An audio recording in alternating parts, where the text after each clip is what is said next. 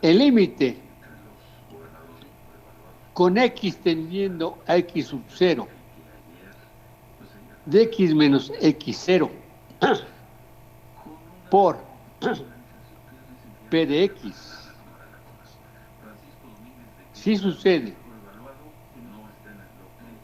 que el límite de x menos x sub 0 por p de x y el límite con x sub 0 de x menos x sub 0 elevado al cuadrado por q de x, ambos en x igual a x sub 0 permanecen infinitos,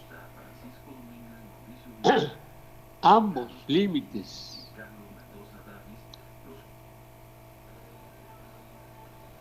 finitos, se dice que x igual a x sub 0 es un punto singular regular. Lo repito. Si encontramos que el punto x igual a x sub 0 es un punto singular, entonces vamos a ver de qué tipo es esa singularidad. Para lo cual lo que hacemos es realizamos el límite con x tendiendo a x sub 0 del producto de funciones x menos x sub 0 que multiplica a la px de la ecuación. Y sacamos el límite con x teniendo x sub 0 del producto x menos x sub 0 elevado al cuadrado por q de x. Si sucede que al hacer eso, los valores de esos límites son cantidades finitas, los dos, entonces se dice que x igual a x sub 0 es una singularidad regular. De no ser así, se dice que x igual a x sub 0 es una singularidad no regular. ¿En qué casos puede ser eso? Basta con que uno de esos límites siga permaneciendo indeterminado ya cuando se evalúan los límites correspondientes. Si algunas de esas expresiones todavía no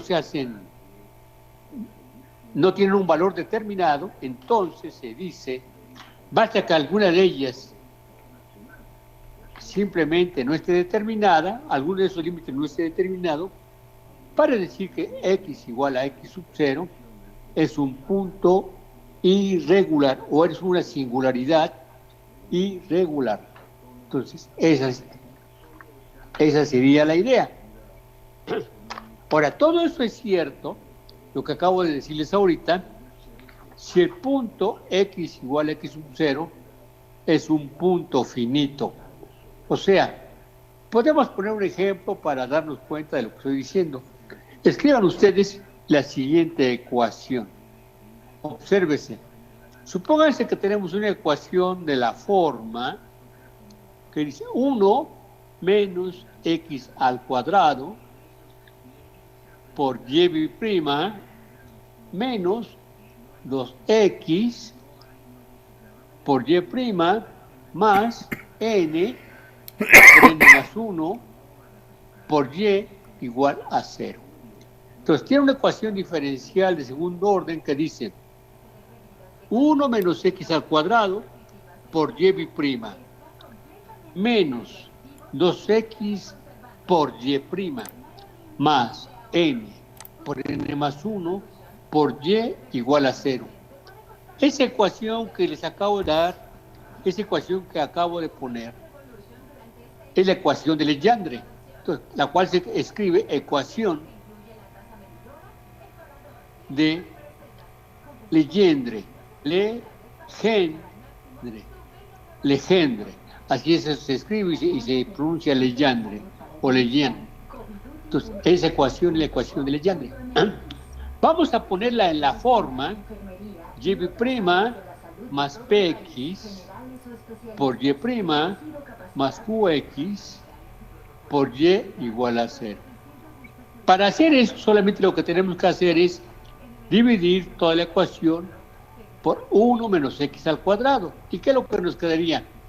Y' menos 2x en 1 menos x al cuadrado por y' más n por n más 1 sobre 1 menos x al cuadrado por y igual a 0.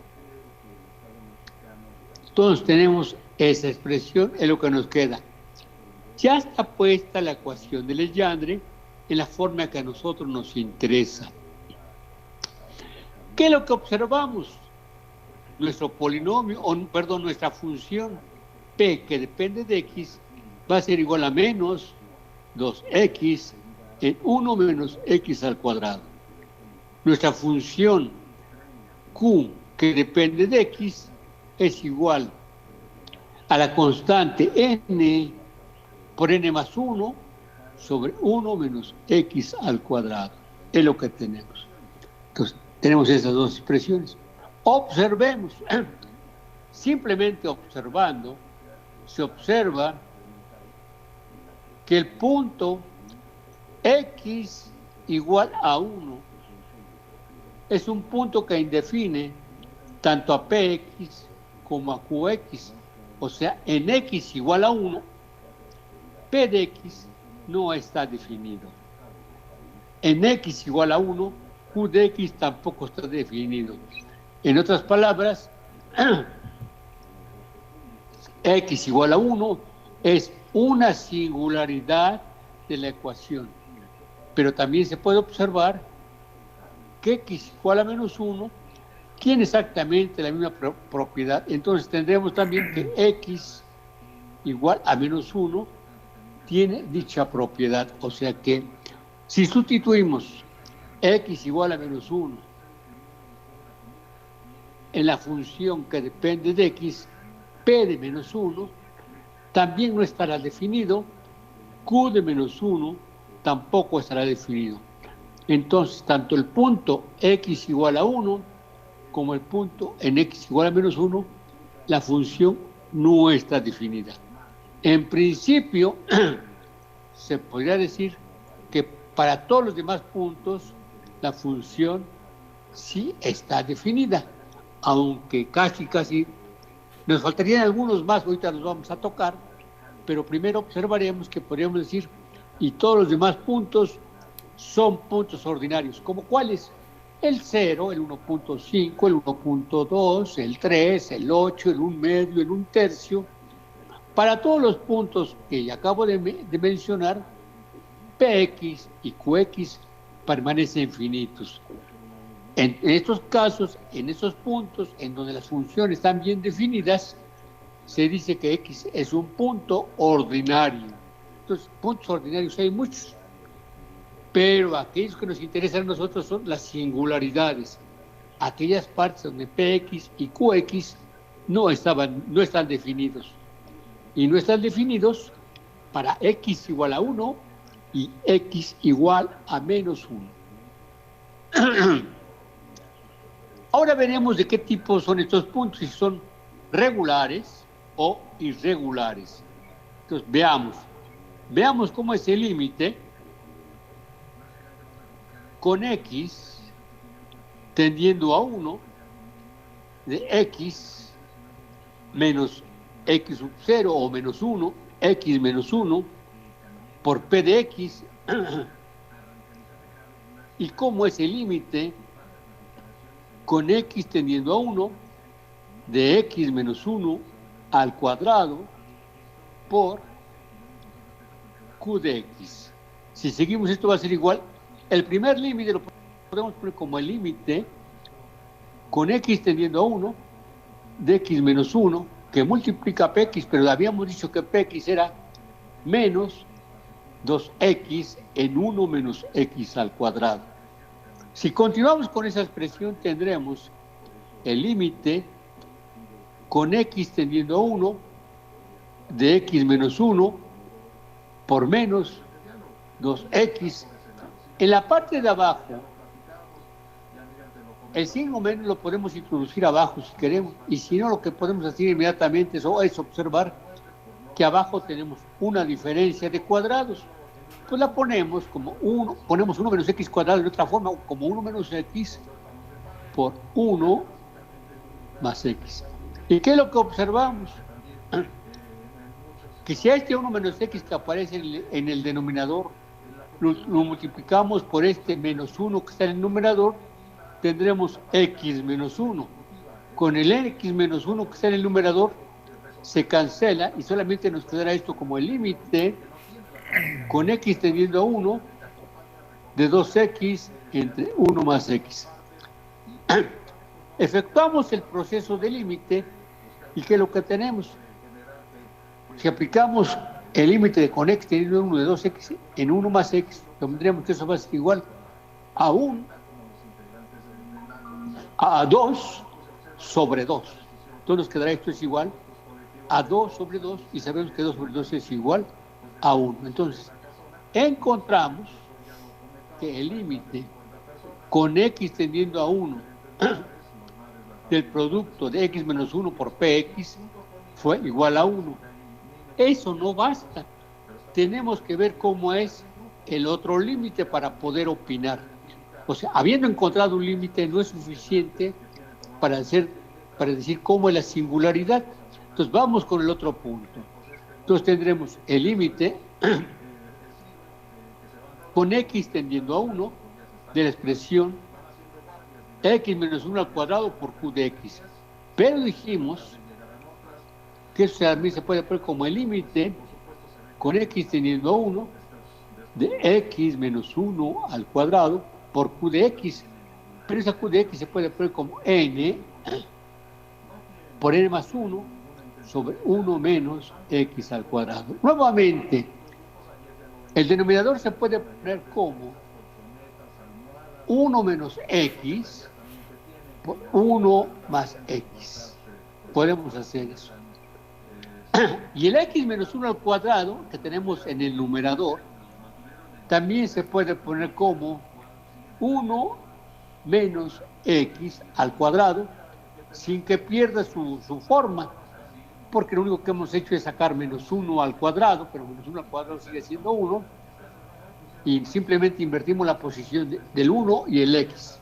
Lo que nos queda es, entonces nos va a quedar límite con x tendiendo a 1 de 1 menos x al cuadrado por n más 1 entre 1 más x por 1 menos x. Es todo lo que quedaría.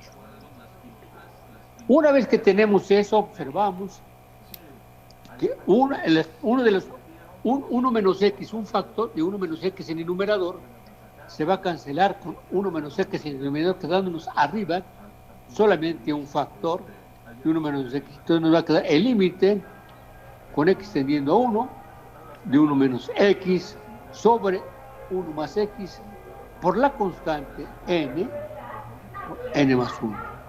Efectuamos el límite cuando x tiende a 1, pero observamos que ese límite hace al numerador 0, haciendo toda la expresión 0.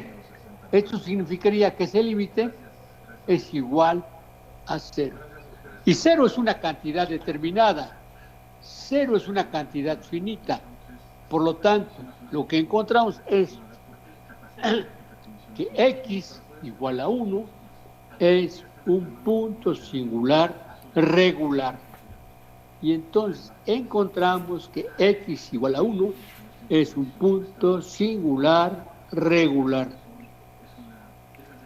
Si hacen exactamente lo mismo para el otro punto x igual a menos 1, van a encontrar que x igual a menos 1 es un punto singular regular.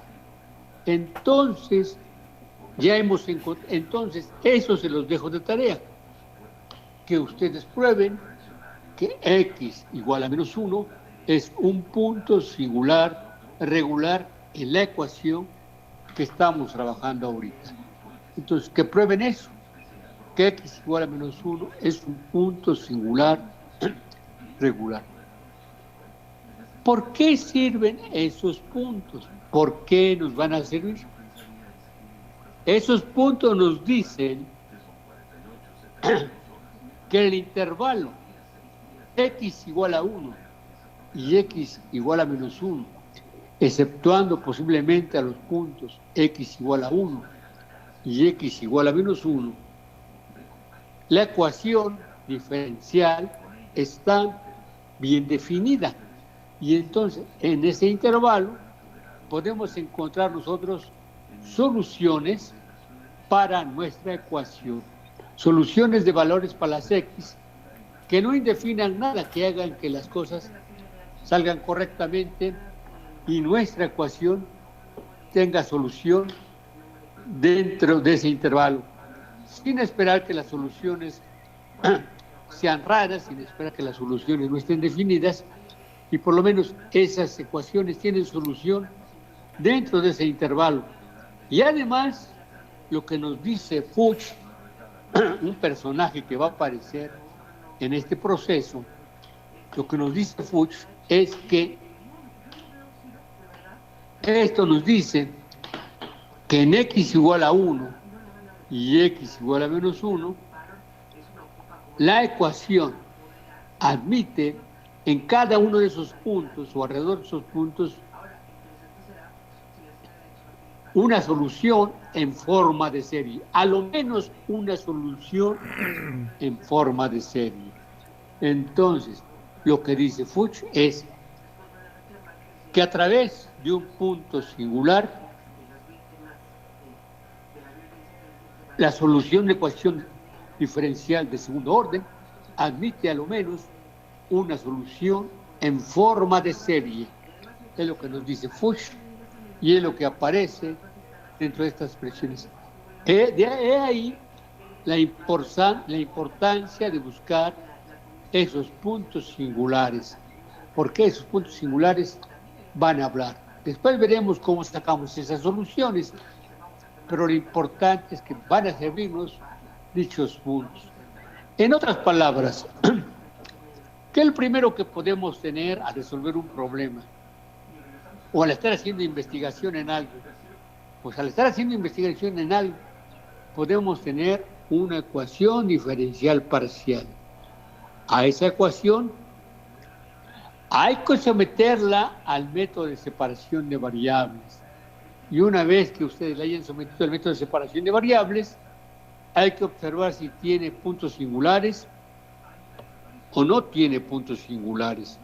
Y de tener puntos singulares, si los puntos singulares son regulares u ordinarios, la ecuación va a admitir a lo menos una solución en forma de serie.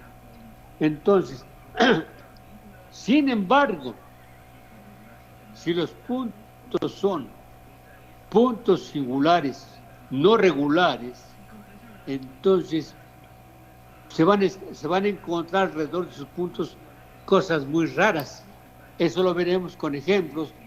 En otras palabras, se van a encontrar como solución casos patológicos o como solución vamos a encontrar cosas que pueden ser solución, pero que para el problema físico no significa absolutamente nada, porque nos lleva a cosas sin sentido, a cosas no definidas, a cosas de ese tipo.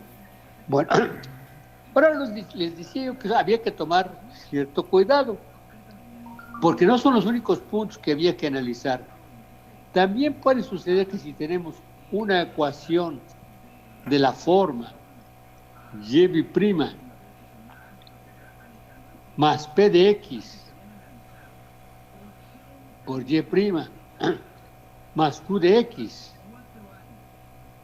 por y igual a 0, una ecuación diferencial ordinaria de segundo orden, donde la y', la y' y la y también dependen de x, y la px y la qx son funciones de x que son desde una constante hasta una función bien definida de x, lo que tenemos en esas ecuaciones. Entonces, si tenemos una ecuación de ese tipo, Nos falta analizar otros puntos. ¿Qué otros puntos nos falta por analizar? Pues aquellos puntos en donde X tiende a ser infinito. ¿Qué pasaría si en la ecuación que les acabo de dictar ahorita, que era la ecuación de Legendre, vamos a volverla a escribir? 1 menos X al cuadrado por Y' menos 2X por Y' más QX por Y igual a 0. Y la QX era para nosotros N por N más 1 de Y igual a 0. ¿Qué pasaría si en esa ecuación nosotros le damos al valor a X o decimos que X tiende a infinito? Si X tiende a infinito, pues el primer término tiende a infinito, el segundo término tiende a infinito, y puesto que el primer y el segundo término tienden a infinito, se puede decir que no tenemos una ecuación que claridad o algo así. Necesitamos analizar esos puntos al infinito. ¿Qué entendemos por puntos al infinito? Pues queremos analizar cómo son las singularidades de la ecuación cuando la X tiende a ser muy grande.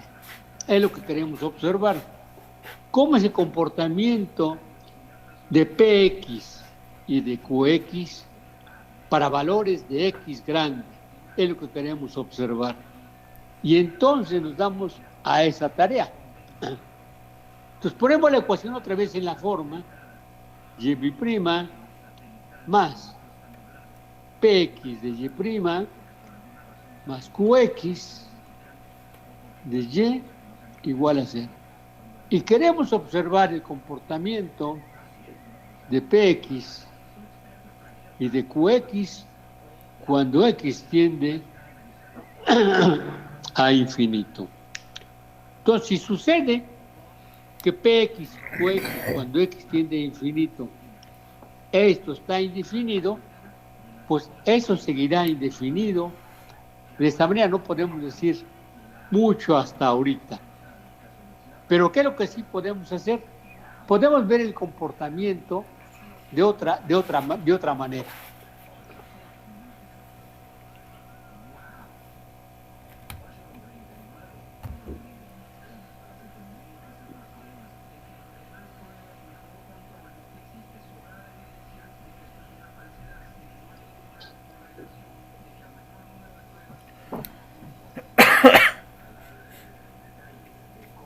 Bueno, ahora queremos ver si para valores muy grandes de la X dentro de la ecuación, Px y Qx se indefinen o no se indefinen.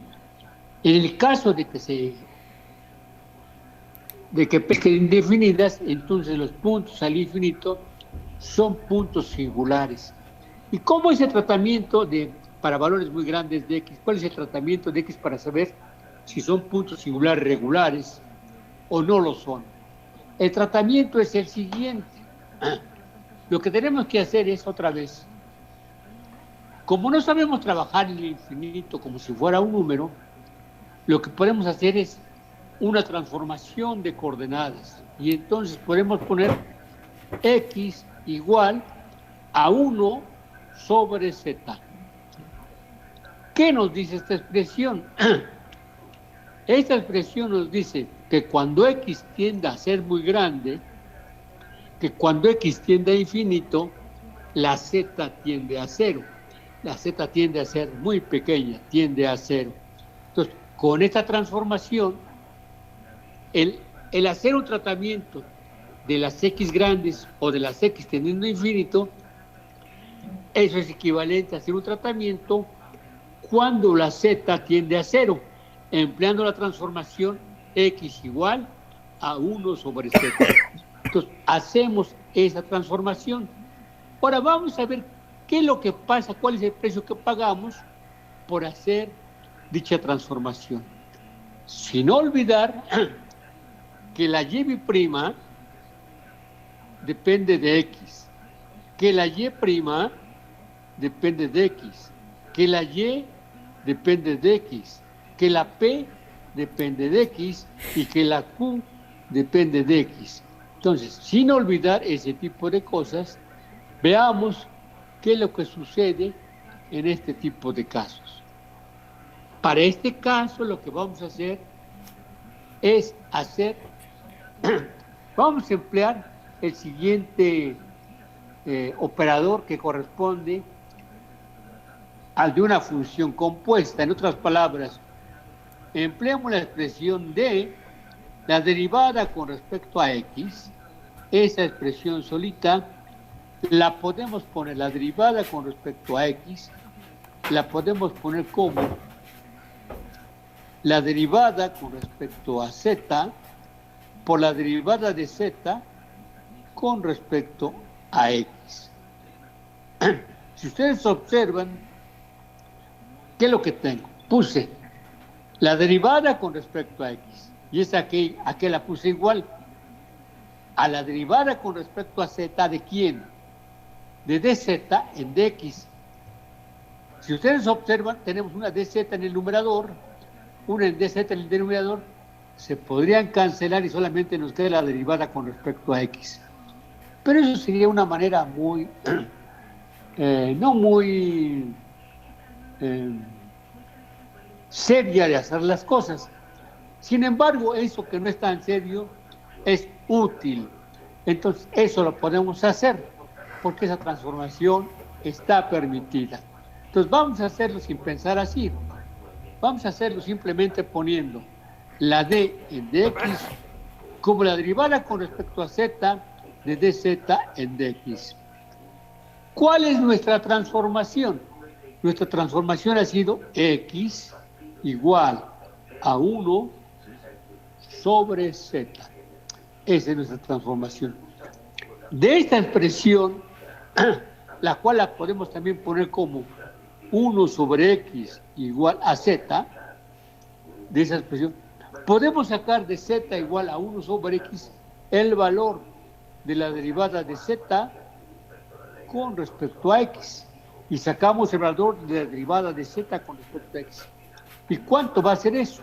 Va a ser 1, va a ser igual a 1 sobre x al cuadrado.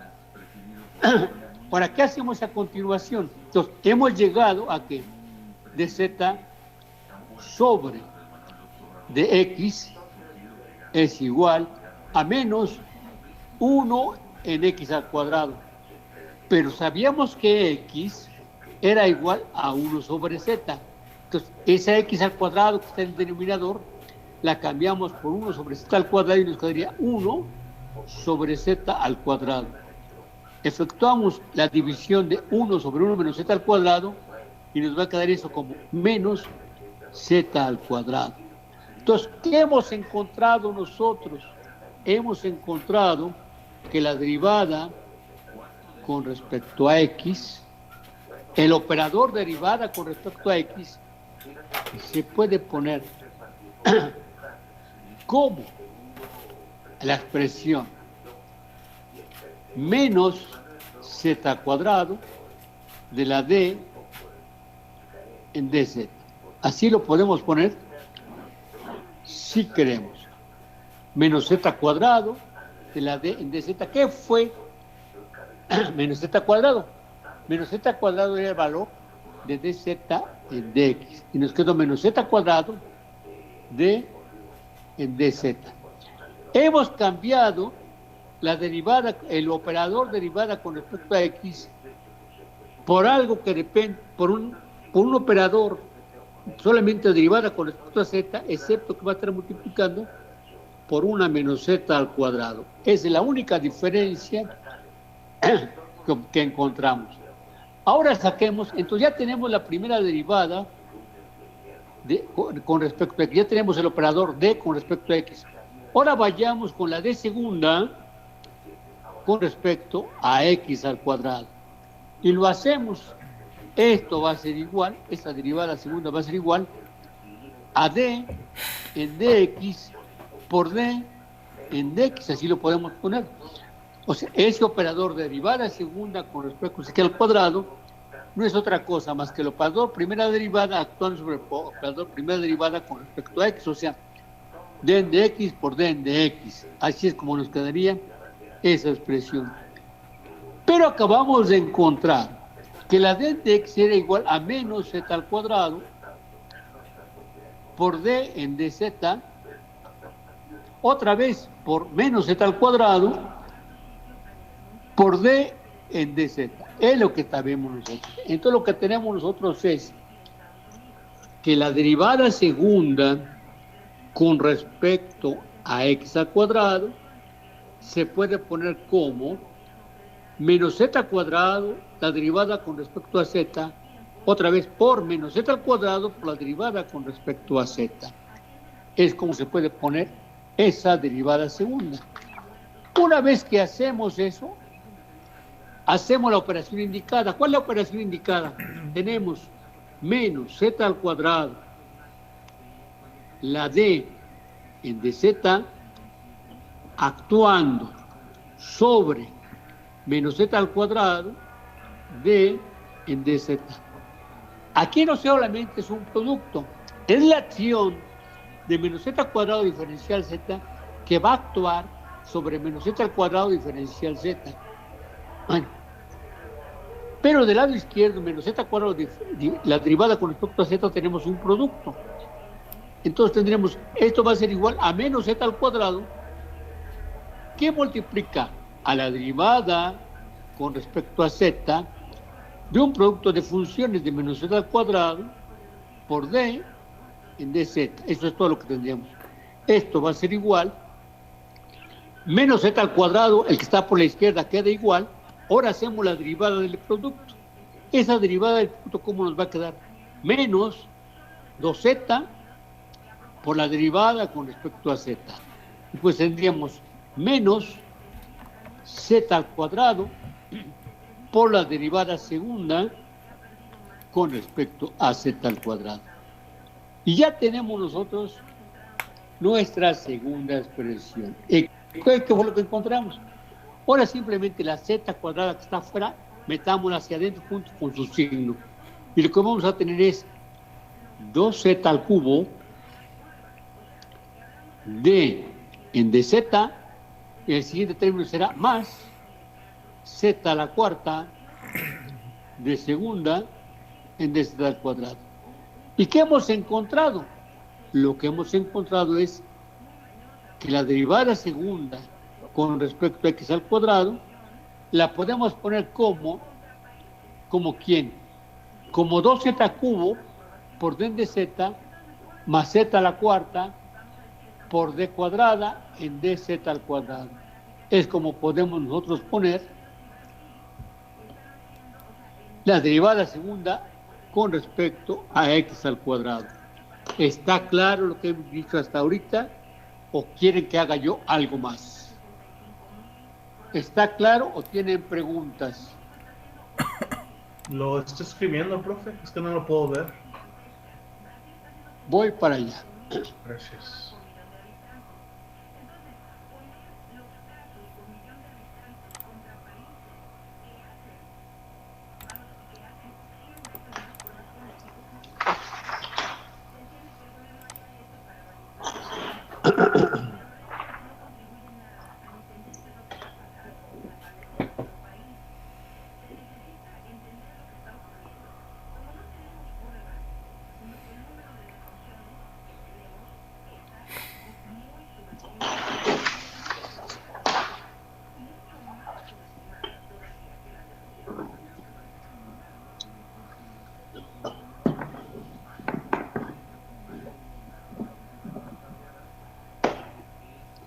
Todo lo que he dicho tiene que ver con lo siguiente.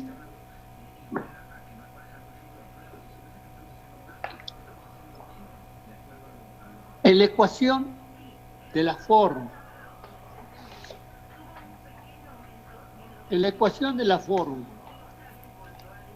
y prima de x más px por y prima más qx por y igual a 0, que es una ecuación diferencial ordinaria de segundo orden, Queremos ver el comportamiento de Px y de Qx cuando la x tienda a infinito. Pero ese comportamiento lo podemos cambiar. Como no sabemos trabajar en el infinito como si fuera un número, lo que hacemos es una transformación. Y la transformación que hacemos es x igual a 1 sobre z. Es lo que hacemos. En esta expresión observamos que cuando x tiende a ser muy grande, la z tiende a 0. Y entonces el tratamiento para x muy grandes corresponde al tratamiento de esta función cuando z tiende a 0. Entonces, esto es lo que se hace. Entonces, lo que debemos de hacer en la ecuación es poner tanto la y' como la px, como la y', como la qx, como la y, todo depende de x, todas dependen de x. Entonces, ahí tenemos que sustituir los valores de la x bajo esta transformación. En otras palabras, sabemos que y', y', yx, px, entonces dependen de x y por lo tanto van a depender de 1 sobre z.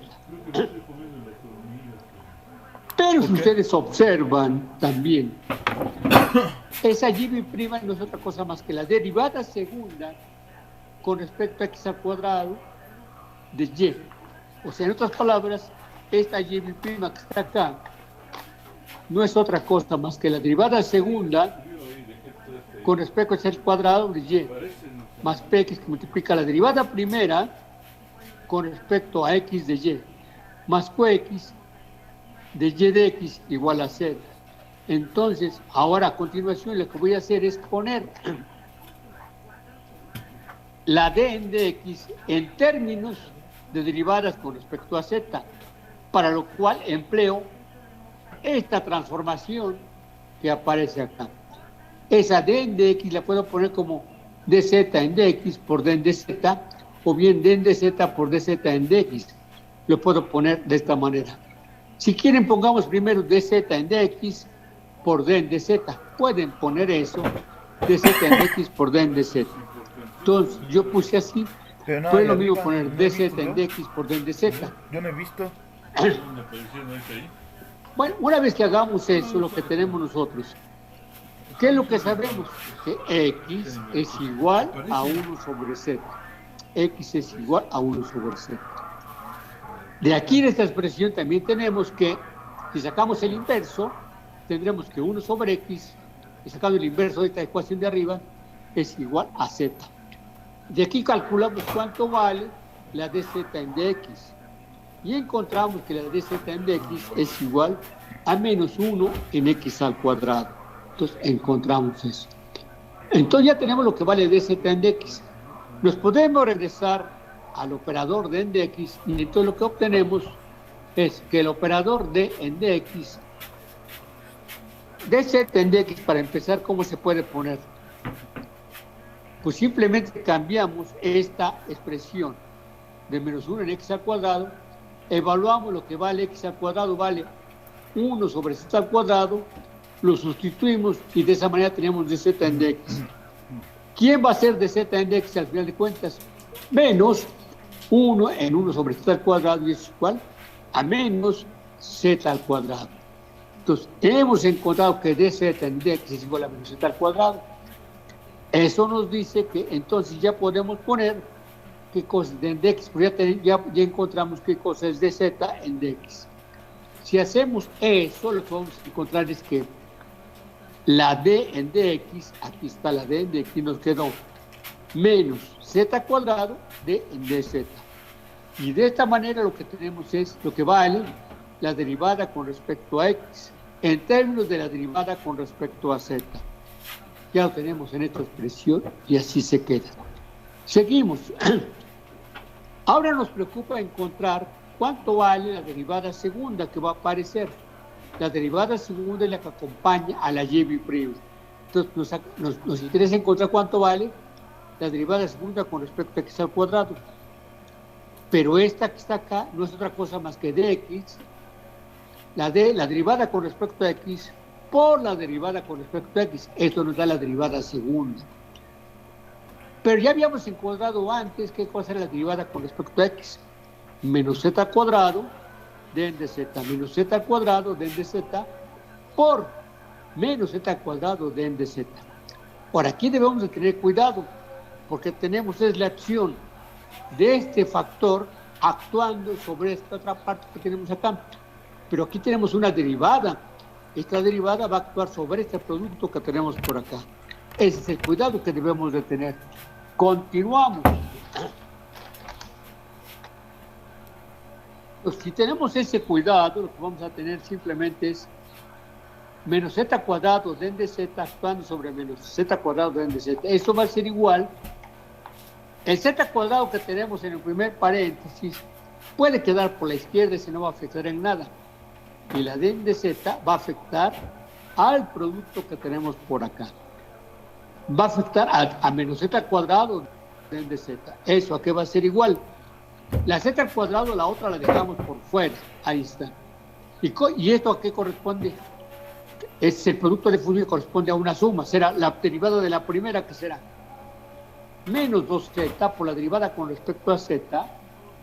Después sería menos z al cuadrado por la derivada segunda con respecto a z al cuadrado. Es lo que nos quedará. Y entonces esta expresión nos ha quedado como el siguiente renglón que tenemos por acá. Entonces ya lo ponemos eso. Después, como siguiente paso, simplemente introducimos la z de afuera hacia adentro.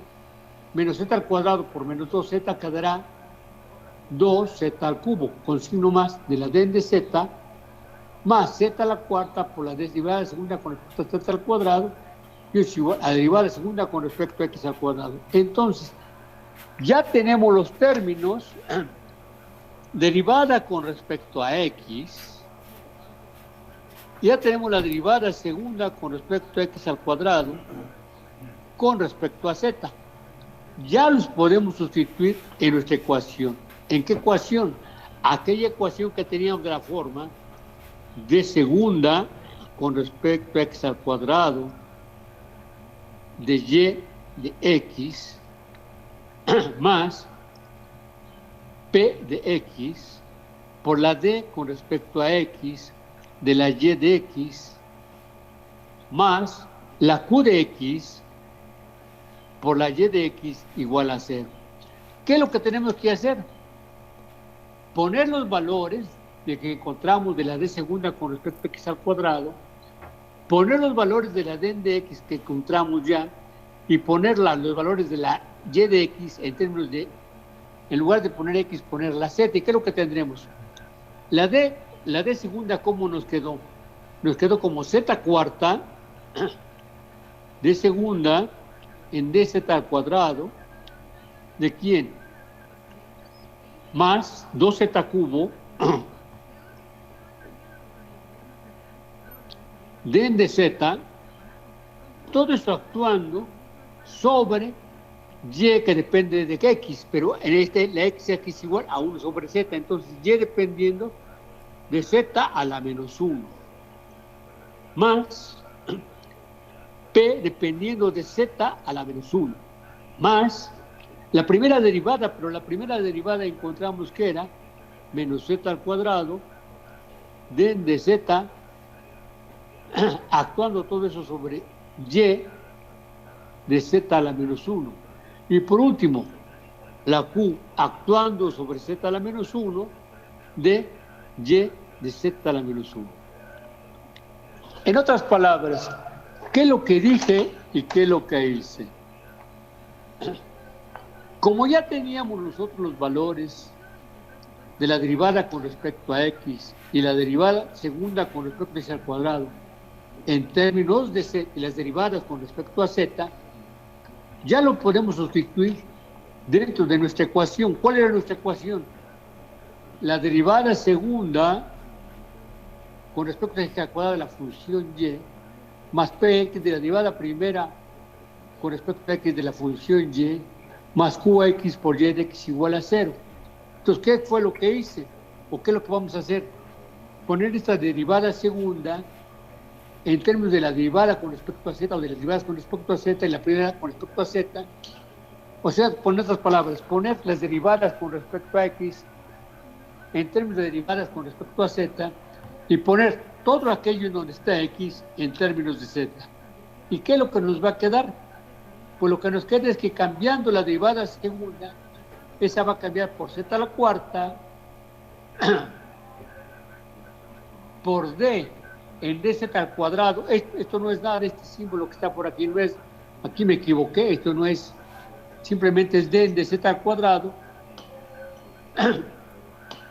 d segunda en dz al cuadrado, perdón, más z cúbica en d en dz, todo eso actuando sobre y a la z a la menos 1. En lugar de poner x, pusimos su valor en términos de z a la menos 1, más p de z a la menos 1 por lo que vale la d en dx, pero la d en dx era menos z cuadrado por d en dz. Lo ponemos. Y por último, la qx, q a la z a la menos 1, aquí está abajo, por y a la z menos 1 igual a 0. Ahora, ¿qué es lo que vamos a hacer a continuación? Hacer la reducción de términos semejantes. ¿Qué significa eso de reducción de términos semejantes? Poner las derivadas segundas con las derivadas segundas, las derivadas primeras con las derivadas primeras, y aquello que no sean derivables serán nuestros términos independientes. Y entonces es lo que hacemos. ¿Y qué es lo que nos va a quedar a nosotros? Será z al cuadrado, z a la cuarta, por la d segunda de y a la z a la menos 1 en d z al cuadrado. El siguiente término va a ser más z al cubo menos z al cuadrado. Es 2z al cubo. Permítame usted tantito. ¿Dónde está el cubo? Lo que salió de multiplicar el 2 por el z, es más, me faltó hasta un 2. Eso es lo que decía. ¿De acuerdo? Sí. ¿Ya vio el cubo? Sí. Bueno, entonces nos quedaría 2z al cubo menos z al cuadrado por pz a la menos 1, todo eso como coeficiente de la derivada con respecto a z de y de z a la menos 1. ¿De acuerdo todos? Y si no, ahorita lo van a ver. Más q de z, más el último término que tenemos nosotros. Pero ese último término es simplemente q de z a la menos 1 por y de z a la menos 1 igual a 0. Entonces, al sustituir nos va a quedar una expresión de la forma z a la cuarta por la d segunda de y de z a la menos 1 con respecto a z al cuadrado. Después nos va a quedar una suma de la forma 2z cubo menos z al cuadrado por pz a la menos 1 por d en dz de yz a la menos 1. Y por último término, qz a la menos 1 por yz a la menos 1. Ahora lo que vamos a hacer es dividir todo entre la z a la cuarta que tenemos por aquí, por la izquierda. Por esta que tenemos por acá, vamos a dividir toda la ecuación. Y lo que nos queda es, si hacemos eso, nos va a quedar d segunda de y con respecto a z al cuadrado más 2z cubo menos z al cuadrado por pz a la menos 1, todo eso dividido entre z a la cuarta por la d en dz de y más la q de z a la menos 1 sobre z a la cuarta por y igual a 0. La y que puse, o la y que está presente, todas dependen de z a la menos 1. Simplemente me dio flojera y ya no puse esas partes. Entonces, la ecuación que nos queda es Después de dividir por z a la cuarta, nos queda d segunda con respecto a y de z al cuadrado, más 2z cubo menos z cuadrada por p sobre z a la cuarta, todo eso por la primera derivada con respecto a y, más q, z a la menos 1 y z a la cuarta por y. Ahora, ¿qué es lo que hacemos a continuación?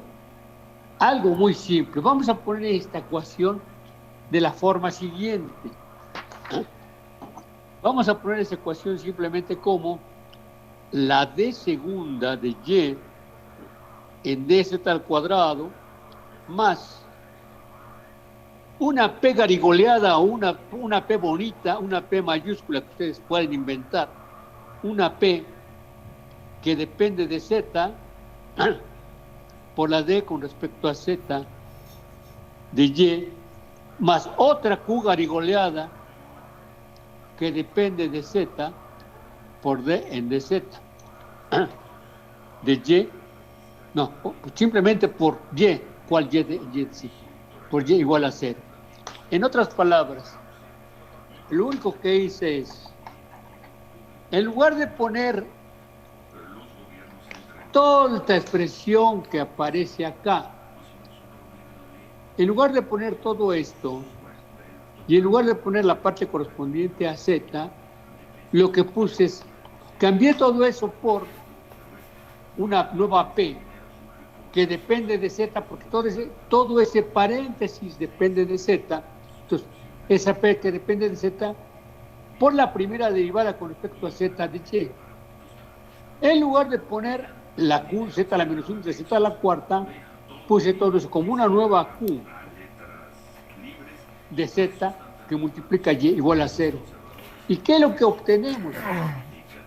Tenemos una ecuación de la misma forma que teníamos originalmente, de aquella forma que nos decía d segunda de y con respecto a x al cuadrado por px de la primera derivada con respecto a y más qx por y igual a 0. Obsérvese, estas dos ecuaciones que tenemos acá, esta es la con respecto a z que acabamos de poner ahorita, con esta p y esta q nuevecitas, comparada con esta antigua ecuación que teníamos al principio de nuestro problema. ¿Qué significa eso para nosotros? Lo que significa es que hemos construido una nueva p y una nueva q. Y entonces ya podemos sacar, y esa ecuación ya tiene toda la forma que tenía nuestra ecuación para puntos finitos. ¿Qué hacemos a continuación? Seguir el mismo criterio que seguíamos nosotros para analizar si los puntos regulares o los puntos singulares, o si los puntos eran singulares, regulares o no regulares para puntos finitos.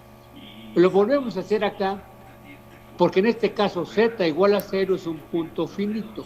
Entonces, ¿qué es lo que podemos decir? Si cuando z tiende a 0, pz y qz permanecen infinitos, entonces el punto z igual a 0 es un punto ordinario. Si cuando z es igual a 0, si cuando z tiende a 0, pz y qz no están definidos, z tendiendo a z igual a 0 es un punto singular. ¿Cómo es la singularidad? Pues dependiendo del comportamiento de los límites, cuando z tiende a 0. ¿Qué límites? El límite con z tendiendo a 0, ¿de quién? De z menos z sub 0 por p de z. Y el límite con z tendiendo a z0, de z menos z sub 0 al cuadrado por q de z. Si ambas cosas permanecen infinitas, z igual a 0 es un punto singular regular. En otras palabras, los puntos al infinito serán puntos singulares regulares. ¿Está claro? Pregunto, ¿está claro? ¿O hay preguntas? ¿O quieren aclarar un poco más? No, sí está claro. ¿Sí? Vamos a hacer un ejemplo para que vean las cosas y ya. Vamos a ver un ejemplo que tenga donde aparezcan estos puntos y sea notorio lo que vamos a hacer.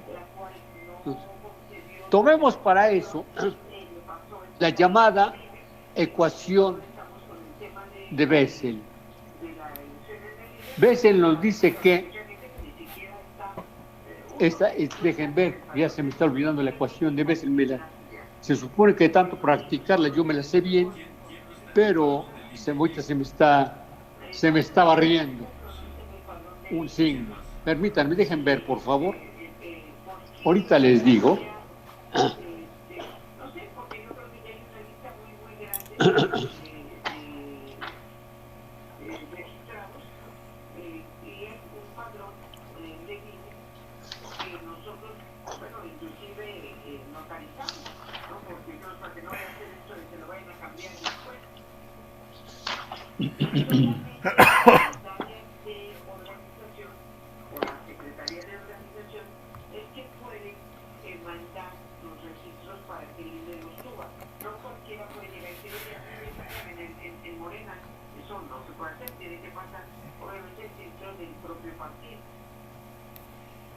Aquí está, dice, esa ecuación es, la ecuación de Bessel puesta en forma cartesiana es x al cuadrado por y' más x por y' más x al cuadrado menos n al cuadrado por y igual a 0. Es la ecuación de Bessel. Entonces la voy a poner para que la recuerden ustedes también. Entonces, x al cuadrado por y' más x por y' más x al cuadrado menos n al cuadrado por y igual a 0 es la ecuación de Bessel. Entonces vamos a analizar la singularidad de esta ecuación cuando x tiende a infinito. Entonces, esta ecuación se puede poner en principio en la forma y' más x sobre x al cuadrado por y' más x al cuadrado menos n al cuadrado entre x al cuadrado y igual a 0. Lo que hice a continuación es dividir a toda la ecuación por x al cuadrado. Y entonces esta ecuación me da que la p de x de esta ecuación es igual a 1 sobre x. Y lo que encuentro también que la qx de esta ecuación es igual a x al cuadrado menos n al cuadrado sobre x al cuadrado. Es lo que nos queda. Entonces simplemente lo que hago es identificar dentro de la ecuación que tenemos, de la ecuación de Bessel, analizo y observo que la función x menos x al cuadrado es una función de x. Si hago operaciones ahí solamente me queda 1 sobre x. Y aquí no hice operación y la dejé exactamente igual. Y esa es mi nueva función, las funciones qx. Ahora, ¿qué es lo que quiero? Quiero mi px nueva, esa p garigoleada que hicimos que dependía de z, y esa q garigoleada que hicimos que dependía de z, es lo que quiero construir. ¿Pero qué era esa p? La p, si ustedes recuerdan, era 2z cubo menos z al cuadrado por p z a la menos 1 sobre z a la cuarta. Eso era la p. ¿Y quién era la q? La q era la q que teníamos simplemente, ¿cuál era? Por la q anterior, simplemente que era la q de z a la menos 1 dividido entre z a la cuarta. En otras palabras, no hay que olvidar, regresándome antes, que cuando hice la transformación y cambiamos la expresión para analizar puntos al infinito, tuvimos que hacer un cambio de variable. Ese cambio de variable me llevó a una nueva P y una nueva Q. Pero esta P era igual a todo este paréntesis que aparece aquí rectangular, y esta Q que aparece acá era igual a la Q que está arriba, pero a la Q minúscula, la que está arriba, sobredividido en Z a la cuarta. Entonces ya tenemos los ingredientes. Ahora simplemente hay que identificar las cosas. Entonces, la nueva P de Z, ¿cómo nos va a quedar? Nos va a quedar como 2Z al cubo menos Z al cuadrado. Ahora, ¿qué cosa es P de Z a la menos 1? P de Z sería igual simplemente a 1 sobre Z. Y P de Z a la menos 1 simplemente será Z. ¿Están de acuerdo? Simplemente observen. Nuestra antigua Px en nuestra ecuación de Bessel, que tenemos ahorita, resultó ser 1 en X.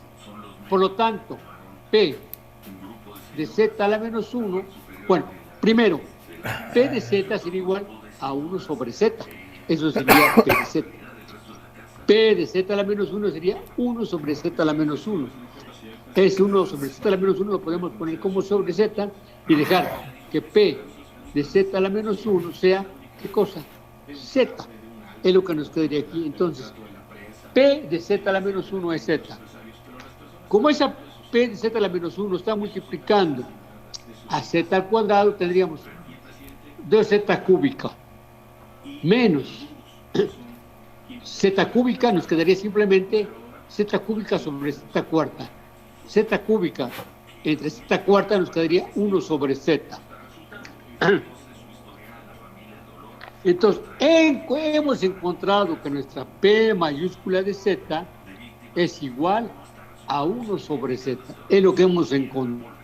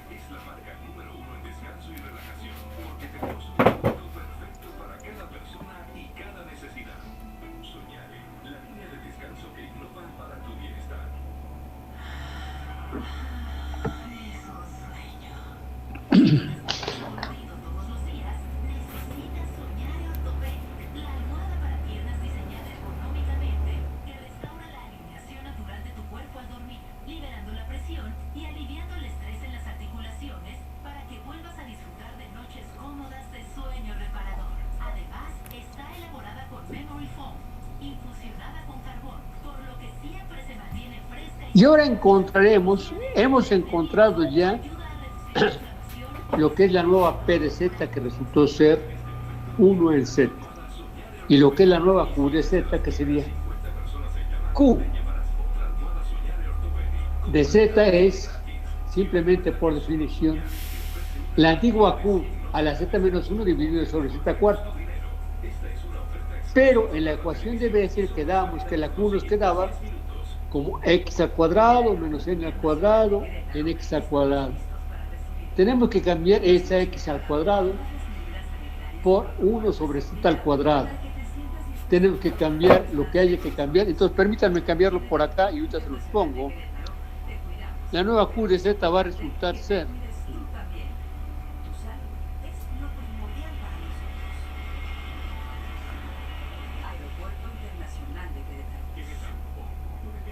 uno sobre z al cuadrado menos n al cuadrado por 1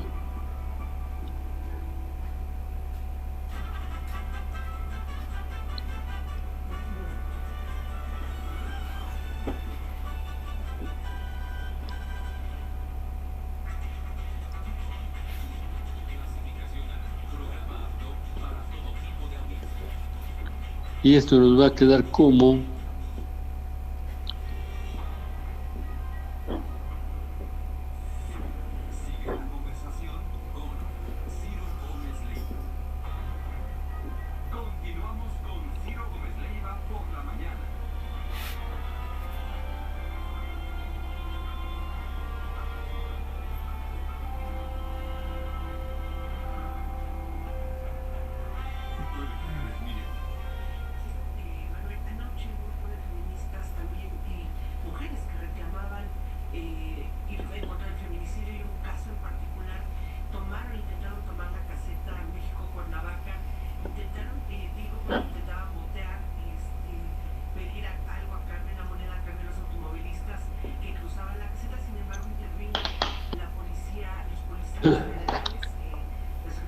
Bueno, simplemente lo que hice es,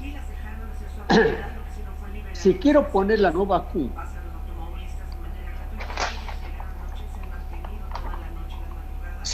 la nueva Q, solamente lo único que tengo que hacer es poner la Q antigua a la z en la menos 1 dividida entre z a la cuarta. Pero la Q que tenemos en la ecuación de Bessel es x al cuadrado menos n al cuadrado sobre x al cuadrado.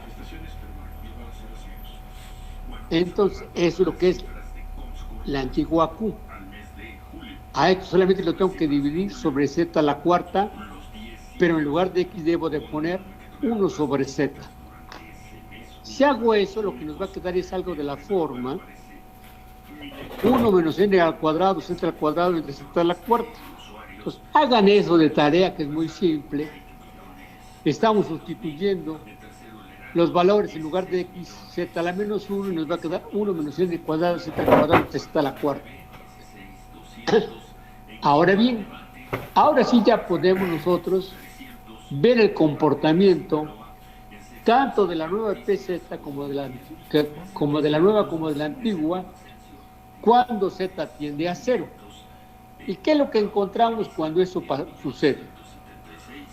Bueno, lo que encontramos es que cuando z tiende a 0, P mayúscula queda indefinido porque encontramos que P de z igual a 1 sobre z. La división por 0 no está permitida, por lo tanto, eso está indefinido. ¿Y qué le pasa a la Q de z? Algo similar le pasa, porque por mucho que dividiéramos cada uno de los términos que tiene a Q de z, siempre va a aparecer un z cuadrado del denominador, a lo menos. Entonces, cuando eso tiende a 0, eso también se indefine. ¿Qué es lo que tenemos? ¿Qué es lo que podemos decir? Z igual a 0 es un punto singular. Esto es lo que podemos decir. Es un punto singular. Ahora, ¿qué es lo que tenemos que ver? Si es regular o no es regular ese punto. ¿Y qué es lo que tenemos que hacer para eso? Pues simplemente multiplicar P de Z por Z en 1 sobre Z en el límite cuando Z tiende a 0. La primera expresión va a ser 1. Y la segunda expresión, ¿qué nos va a dar? Q de Z igual a ¿cuánto? Lo tenemos que hacer, pero no hay mucho problema. ¿Qué es lo que nos va a dar? Nos va a quedar Z al cuadrado en 1 menos n al cuadrado, Z al cuadrado entre Z a la cuarta. Pero esa Z al cuadrado lo más que hace es disminuir la Z a la cuarta en 2 unidades, nos queda 1 sobre Z al cuadrado. El primer término va a quedar dividido en 1 y Z al cuadrado, el segundo término va a quedar como n al cuadrado. Cuando Z tiende a 0, eso está indefinido. ¿Qué fue lo que encontramos? Que el punto al infinito en la ecuación de Bessel es un punto singular irregular o singularidad esencial, así también se le llama. Entonces es punto singular irregular o singularidad esencial. Significa que ahí no encontramos una solución en forma de serie. Ahí no la encontramos para la ecuación de Bessel. ¿Está claro? Entonces, eso es lo que encontramos, que el punto al infinito es una singularidad irregular. Ahora, ¿qué es lo que ustedes pueden hacer? Lo que ustedes pueden hacer es, ya les di una lista de ecuaciones que salen en la física. Ya les puse la ecuación de Laguerre, la ecuación de Hermite, la ecuación de los asociados de Laguerre, ya le puse la ecuación de los asociados de Legendre, la ecuación de Chebyshev, ya les puse muchas ecuaciones. Pueden ustedes ver, pueden analizar las singularidades en cada una de esas ecuaciones. Y si les da flojera, aquí hay una tabla de las singularidades de dichas ecuaciones. Pero no se vayan a la tabla, apréndanlos a sacar y la tabla empléanla solamente como un auxiliar cuando estén de urgencia o lo que sea, pero si ustedes saben que saben sacar las cosas, que las saben hacer. Entonces, háganlo por favor de tarea. ¿Alguna pregunta o duda que tengan acerca de esto que acabamos de ver de singularidades? Bueno. Solo una ¿No se escucha? Singularidad regular o singularidad. ¿Cuál es el otro nombre? Las singularidades irregulares, las irregulares se conocen como esenciales. Ok, ya, nada más eso. Esenciales. Y las regulares se conocen como no esenciales.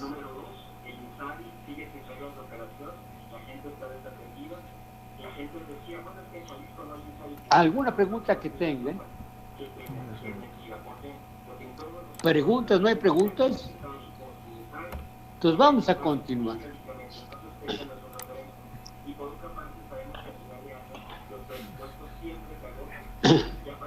Ahora vamos, a continuación lo que vamos a hacer es,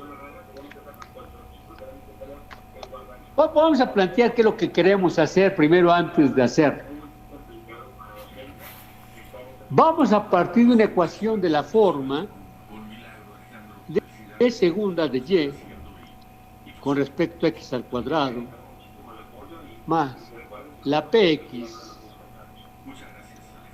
de la dy en dx más la qx por la y de x igual a c. Entonces tenemos una ecuación diferencial de segundo orden cuya función a determinar sería la y de x. En principio, por ser una ecuación diferencial de segundo orden, esta ecuación a lo menos tiene dos soluciones, admite dos soluciones, las cuales van a ser entre sí linealmente independientes. Esta ecuación admite dos soluciones que son linealmente independientes. Llamemos a las soluciones de la ecuación y sub 1 y y sub 2. Entonces, y sub 1 y y sub 2 son soluciones de la ecuación. Una vez encontradas y sub 1 y y sub 2, una combinación lineal de esas soluciones es también una solución. Y entonces podemos poner a y de x como una C1, Y1 más C2, Y2 siendo C1 y C2 constantes, que se pueden determinar, pero en principio una combinación lineal de soluciones es solución. Ahora, puede suceder que la ecuación que nosotros hayamos encontrado es de la forma de segunda de y en dx al cuadrado más px de la dy en dx más qx de y igual a una función f de x, la cual se conoce como una función fuente que depende de x, que puede corresponder a una fuerza que depende de la velocidad, puede ser a una fuerza de fricción, puede ser un término de calor, etcétera. Pueden ser varias cosas esta f de x. El hecho es que puede aparecer ese tipo de expresión así. En este caso, esta nueva ecuación, en donde aparece un término, una función de x que no tiene y, en donde aparece eso, va a haber tres soluciones. Las soluciones y1 y y2, que son soluciones correspondientes a la ecuación homogénea, y la solución y sub p, que tiene que ver con el término que vamos a introducir, que se conoce como solución particular, y así se pone. Entonces, en este caso, habrá tres soluciones. Entonces, habrá dos si la ecuación es homogénea. Habrá tres si la ecuación es no homogénea. Esa sería la idea que tenemos nosotros. Ahora, vamos a iniciarnos con el método de solución en forma de serie. Vamos a iniciarnos con eso, pero vamos a iniciarnos de la siguiente manera. Partimos con una ecuación conocida que todos ustedes han resuelto alguna vez.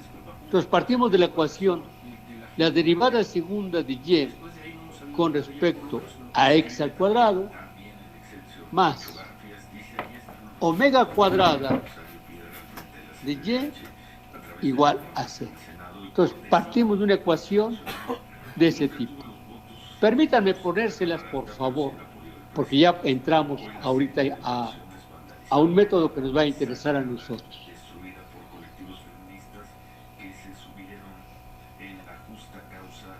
Desaparecidos o con hijas asesinadas y violadas ante el vacío que les dejó la señora Piedra. Unos piden su comparecencia en el Senado, otros su renuncia, pero desde luego que ya no es confiable para esa tarea. Bueno, vamos a pausa, son las 9:35. Volvemos.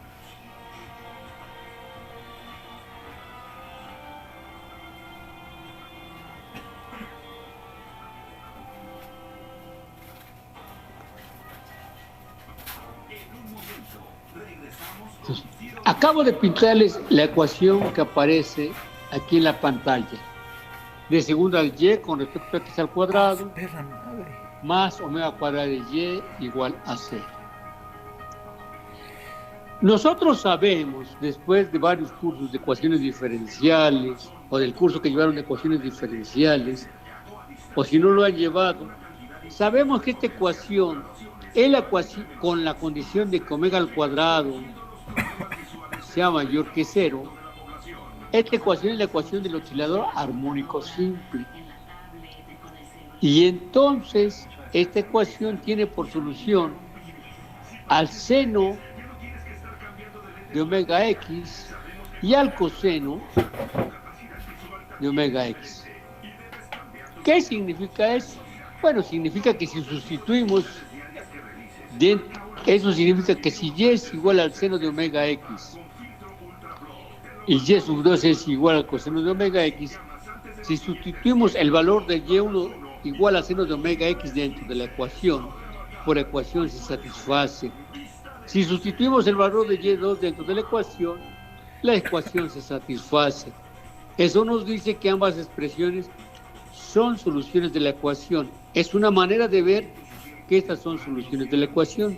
Otra es mediante aquellas técnicas que ustedes utilizaron para resolver este tipo de ecuaciones diferenciales. Y otra es saber, si ustedes saben de antemano que esta ecuación es la ecuación del oscilador armónico simple, pues esperan ustedes como solución funciones periódicas. Y aquí tenemos dos funciones periódicas como solución, que son soluciones de esta ecuación.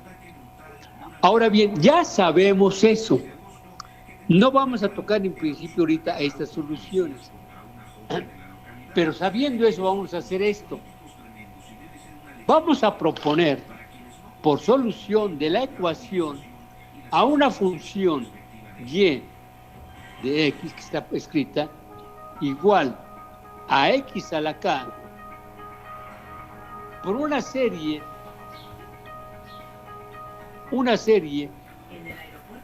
indeterminada de potencias de x, donde está a0 por x a la 0 más a1 por x más a2 por x al cuadrado, etcétera, y así nos vamos. Ahora vamos a poner de manera más compacta. Esto nos quedaría como x a la k, que multiplica a la serie desde lambda igual a 0 hasta infinito de a lambda x a la lambda. Ahora vamos a introducir el x a la k que está por fuera, que no depende de lambda. Y esto es igual a lambda igual a 0 hasta infinito de a lambda x a la k más lambda. Acabamos de encontrar, o acabamos de proponer este tipo de solución con la condición de que a sub 0 sea diferente de 0. Con esa condición. Después veremos sobre la marcha por qué tuvimos que poner esa condición de que a sub 0 sea diferente de 0. Entonces, todo lo que hemos hecho es una propuesta. Proponemos que y de x corresponda a una serie que se inicia desde lambda igual a 0 hasta infinito, de a lambda por x a la k más lambda. Si alguien lo quiere ver con más detalle, observe los pasos anteriores. Lo que tenemos aquí, ¿a qué corresponde esa dx como x a la k por esto? Decimos algo más. Esta k que está dentro de la serie no está determinado, no sabemos cuánto vale la k. Esto es algo que tenemos que determinar. La lambda no, la lambda nos va diciendo simplemente cómo van variando las distintas potencias de la serie que tiene que ver con lambda. Lambda igual a 0, lambda igual a 1, lambda igual a 2, eso es simplemente los valores de lambda. Lo que no conocemos es x a la k, ni tampoco conocemos en el problema cuánto valen los coeficientes a 0, a 1, a 2, a 3. El objetivo nuestro es saber cuánto vale esa k y cuánto valen estas constantes a 0, a 1, a 2, a 3, etc. Eso es lo que perseguimos nosotros, con la condición de que a 0 sea diferente de 0. Entonces, seguimos con eso. Entonces, para eso, ¿qué es lo que vamos a hacer? Saquemos la derivada de la función y con respecto a x. Y si lo hacemos, es como si tuviéramos simplemente la derivada de una suma. Y la derivada de una suma es igual a la derivada de cada uno de los términos de la suma. Y como las a son constantes, eso sale. Entonces, la primera derivada sería k más lambda por x a la k más lambda menos 1. Entonces, la primera derivada con respecto a x sería la suma desde lambda igual a 0 hasta infinito de lo que aparece por acá. Y está escrita la primera derivada. Ahora vamos a sacar la derivada segunda de y con respecto a x al cuadrado. Eso corresponde a la derivada con respecto a x de la primera derivada con respecto a x. Entonces, si hacemos eso, tendremos el primer término de aquí, producto de permanece constante, que saldría en la siguiente derivada, k más lambda menos 1 por x a la k más lambda menos 2. Así tenemos la segunda derivada. Ahora vamos a sustituir estos valores de la primera derivada de y con respecto a x y de la segunda derivada de y con respecto a x dentro de la ecuación del oscilador armónico. Entonces lo hacemos. Y entonces, ¿qué es lo que tendríamos nosotros? Bueno, la derivada segunda fue emparentada con esta que está aquí. Entonces lo ponemos y eso va a multiplicar ¿a quién? Si la sustituimos. Todo este valor es el valor de la derivada segunda de y con respecto a x al cuadrado. Todo esto es lo que tenemos acá. Ya no aparece y, aparecen puras x en esta expresión. Más omega al cuadrado, ese se aparece que multiplica y. Pero y, ¿qué era? Pues la y era lo que propusimos que estaba por acá. La suma desde lambda igual a 0 hasta infinito de a lambda x a la k más lambda.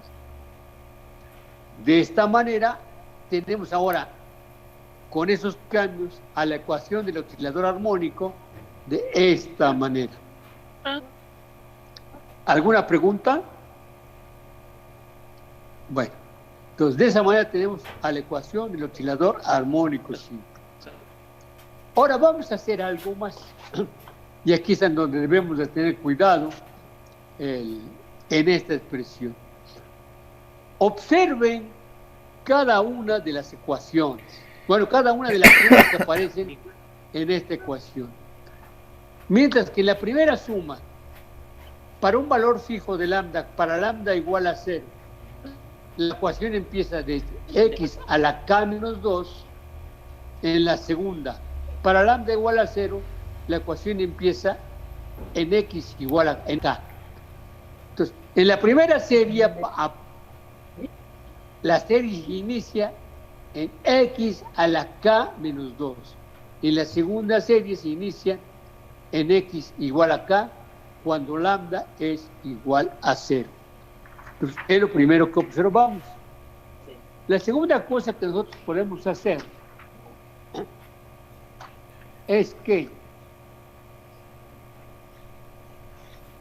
¿saben qué? Dejen ir por una hoja, que ya se me acabaron mis hojas. Aquí tengo, voy por una hoja.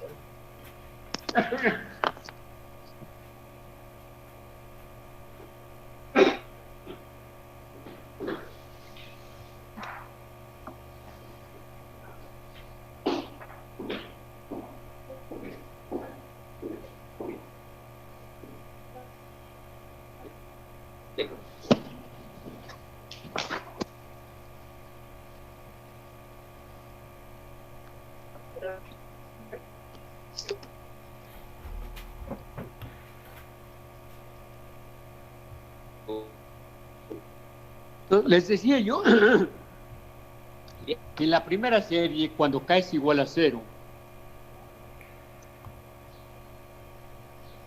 las potencias de X se inician en X a la K menos 2, y en la segunda serie se inician en X a la K. Se puede decir que hay términos que tienen una potencia menor que otros en todo el desarrollo. Siguiente paso. Vamos a fijarnos a continuación en aquellos coeficientes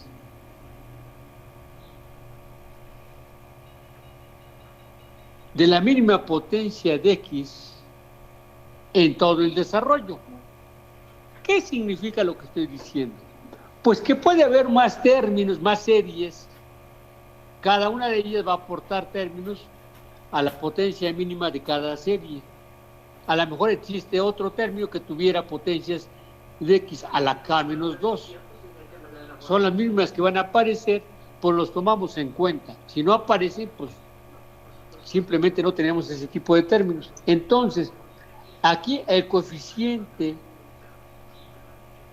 de la mínima potencia de X en todo el desarrollo, cuando lambda es igual a 0, sería A sub 0 por K, porque lambda es igual a 0, por K menos 1, y eso es el coeficiente de X a la K menos 2. Y no va a haber otro coeficiente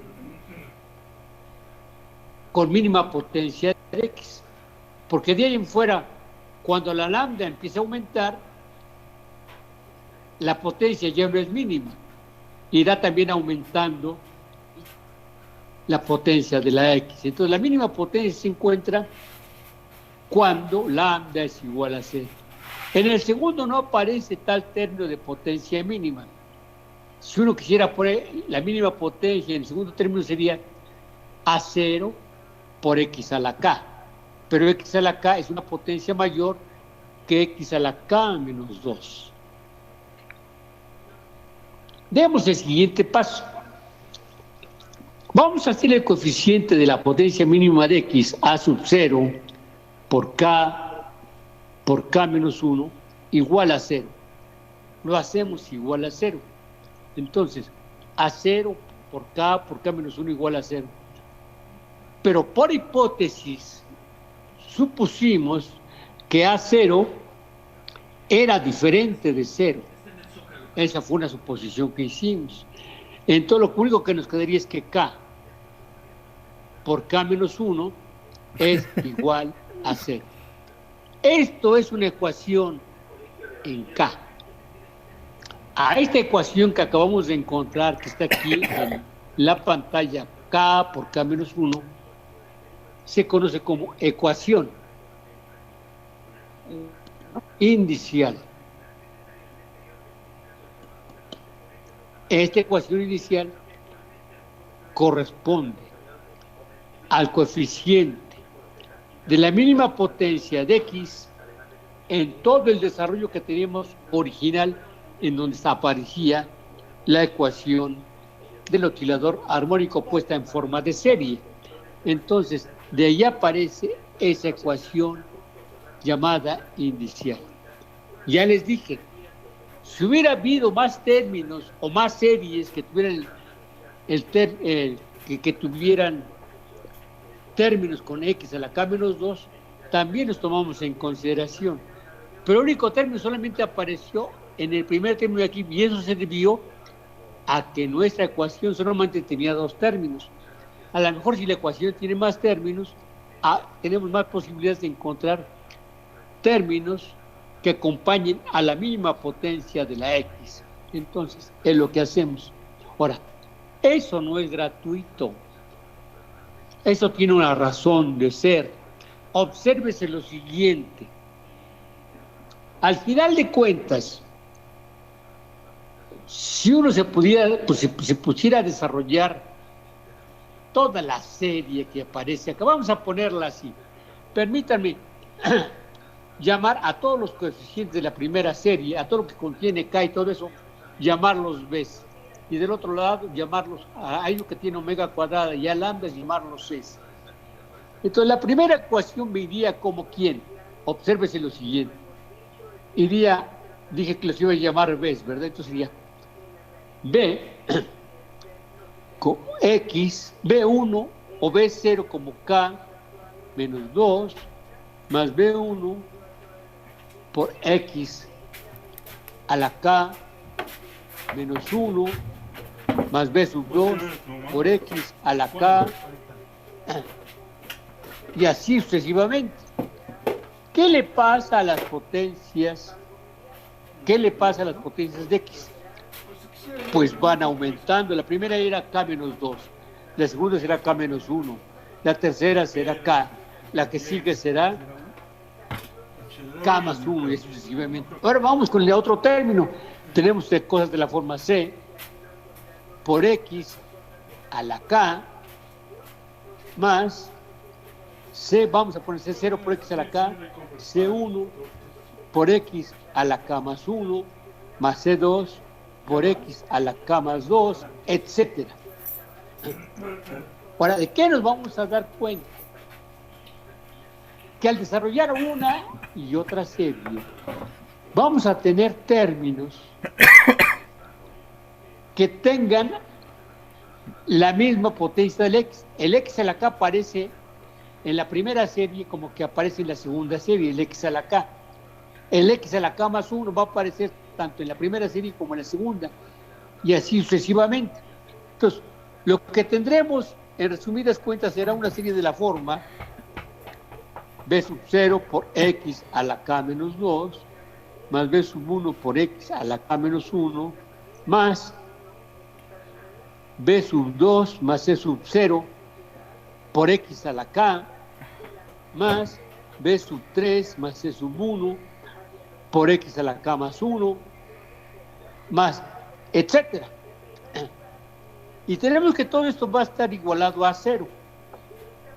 Pero sucede que el conjunto de funciones 1, X, X al cuadrado, X al cubo, X a la cuarta, etcétera, ese conjunto de funciones son linealmente independientes. Por lo tanto, si tenemos una combinación lineal de funciones que son linealmente independientes, para que eso se cumpla se requiere de que los distintos coeficientes que acompañan a las distintas potencias de X sean cada uno de ellos iguales a 0. Entonces sucede que el primer coeficiente que encontramos, que era el que encontramos con la mínima potencia de X, por eso lo hicimos igual a 0. Y de ese coeficiente salió la llamada ecuación inicial. ¿Está claro lo que acabo de platicarles o quieren algo más? Bueno. ¿Está claro o no está claro? ¿O hay preguntas? ¿No quieren preguntar? ¿Está muy claro como quien dice? Bueno. ¿No se escucha? Ya está claro. Bueno, entonces seguimos. Ahora simplemente lo que vamos a hacer es lo siguiente. En nuestra ecuación que teníamos, en la ecuación que construimos, permítanme, dejen ver dónde la puse, que ya la perdí.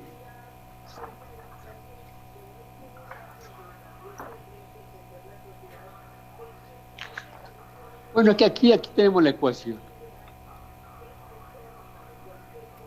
Creo que está.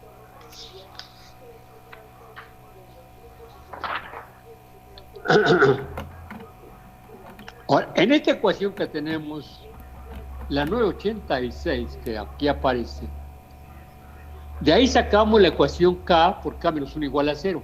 De ahí sacamos la llamada ecuación inicial. Ahora fijémonos y hagamos lo siguiente. Fijémonos en esa ecuación que tenemos, en el coeficiente de X a la K más S, donde ese es un número entero. Entonces, fijemos en ambos términos, tanto en el primero de esta serie como en la segunda serie, fijemos en el coeficiente de X a la K más S. Eso se encontrará cuando K más S sea igual a K más lambda menos 2. Y entonces tenemos las K se pueden cancelar y de ahí despejamos y tenemos que lambda va a ser igual a S más 2. Y entonces si cambiamos a lambda por S más 2 tendremos A de S más 2 que multiplica a K más S más 2 que multiplica a K más S más 2 menos 1. O sea, al coeficiente de X a la K más S para obtenerlo, solamente lo que tuvimos que hacer es, en todas las partes donde estaba lambda, lo cambiamos por S más 2. Y de esta manera tenemos el coeficiente de la primera serie, ¿de quién? El coeficiente de X a la K más S. Ahora voy a hacer lo mismo, pero con la segunda serie. Me interesa el coeficiente de X a la K más S en la segunda serie. Esa segunda serie está multiplicada. Bueno, ¿cuándo se va a encontrar? Bueno, pues simplemente hacemos K más S igual a K más lambda. Las K se cancelan y lo que nos queda aquí la S va a dar igual a lambda. ¿Qué es lo que nos dice? Pues que nos basta cambiar lambda por S para tener en su momento el coeficiente de K más S. Entonces tendremos simple lambda por S para tener el coeficiente de X a la K más S. ¿Ese coeficiente cuál será? Será omega al cuadrado, que multiplica a la S. Ese será el coeficiente. Entonces, en el primer caso, en la primera serie quedó que el coeficiente de K más S fue a S más 2, que multiplica a K más S más 2 por K más S más 1, porque 2 menos 1 es 1, entonces quedó K más S más 1. Y en la segunda parte nos quedó omega cuadrada igual a AS. Puesto que ambas expresiones son coeficientes de la misma potencia de X, o sea, de X a la K más S, entonces podemos igualar, podemos hacer la suma de tales términos, igualar todo eso a cero, porque todos esos términos son los coeficientes de la misma potencia de X. O sea, estamos agrupando términos semejantes y lo que nos va a quedar es A S más 2, que multiplica K más S más 2 por K más S más 1, más omega al cuadrado por A a la S igual a 0. Entonces, el coeficiente que nos queda, yo no aquí lo tengo en términos de J, yo lo puse en términos de Z. Si cambian ustedes esta J por S, pues es lo mismo que yo tengo. Si yo cambio la Z por J, tenemos lo que está acá. A J más 2 de K más J más 2 por J más J más 1 por omega cuadrada a J. Yo a esa J le llamé a S, pero tengo todos los coeficientes igual a 0. Esta ecuación que está aquí es muy útil, pero muy útil. Pero lo primero es entender cómo obtenemos esta ecuación. Esta ecuación se obtuvo pensando en aquellos coeficientes de X a la K más J, en este caso sería J que tenemos acá. Yo lo tuve con K más S. Entonces, K más J. De ahí se obtuvo esta expresión que tenemos aquí. O sea, eso es arbitrario. Mientras no digamos un valor preciso de S o de J, eso es arbitrario y eso está relacionado con todos los demás. Lo que sí se puede observar que entre el coeficiente AJ y el AJ2 existe una relación entre ambos.